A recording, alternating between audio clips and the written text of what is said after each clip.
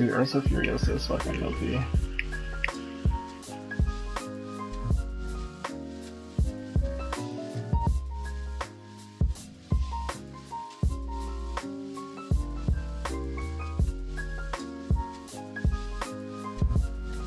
Hey everyone, it's Ian from United Comic Universe, and today we're going to be doing yet another Destiny 2 exotic review.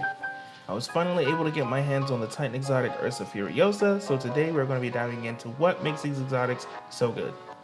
Now as far as looks go, this is personally, in my opinion, one of the better looking Titan exotics. I absolutely love the fur and just the look in general. Ursa literally means bear in Latin, so the fur is definitely a nice touch. Now let's talk about why these exotics are so good and why they've caused such a stir in the community. As you saw from the opening clip, I was able to pop 2 Sentinel Shields back to back. The intrinsic perk for these gauntlets is Ursine Guard. Pretty much you move faster while you're guarding, and any hits to your shield while guarding converts back into super energy after the super ends.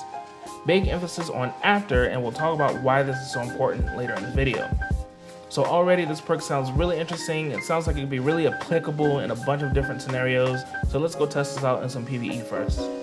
First, let's talk about what tree you should be using with these gauntlets. Most would assume Banner Shield, but to be honest, I prefer not using Banner Shield because enemies will generally run towards you and shoot, and the second they walk into your Sentinel Shield, not only do they get stunned by your shield, but the Void Spores also start spreading between everyone and detonating. Then you find yourself in a bad situation where you have your shield up, but everything around you is already dead, so you have a wasted super. So either using top or bottom tree would be ideal for PvE. So right off the bat, I will say that this exotic is kind of weak in PvE. I tested the intrinsic perk in various scenarios, taking enemy fire versus different Lost Sector bosses against hordes of enemies, and at most it seems to be only giving you back maybe around 40 to 60% of your super, which to be honest isn't completely a bad thing, but just for testing's sake, I wanted to see exactly how much super energy I could get from the scariest encounter in the game. You think Callus is scary? You think Riven is scary?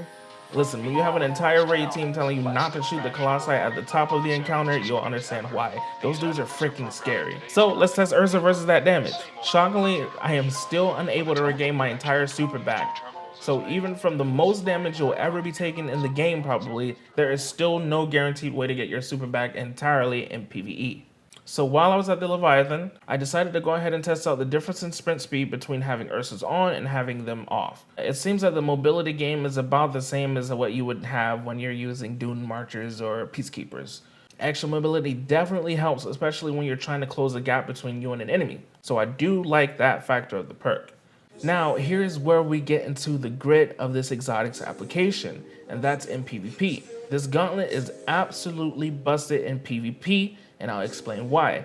But depending on what you're playing, this exotic is either going to be absolutely broken or useless. I don't know who tuned the damage values for these exotics, but there's definitely something wrong balance-wise. Me and my friend Moments in Gaming, whose links will be in the description below, we loaded up in a private game to test this versus various weapons and supers.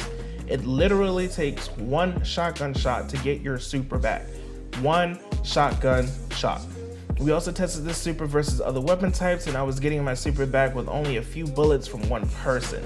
You don't even need a whole team of 6 shooting the shield. Just one person has to be ballsy enough to shoot you, and there you go, instant super. So we decided to test this against every other super in the game as well. Now I don't know if this is a bug or not, but it seems that none of the supers that came with Forsaken are working as intended with Banner Shield. None of them give your super back or any super energy at that. They either outright kill you or just don't interact with the shield whatsoever.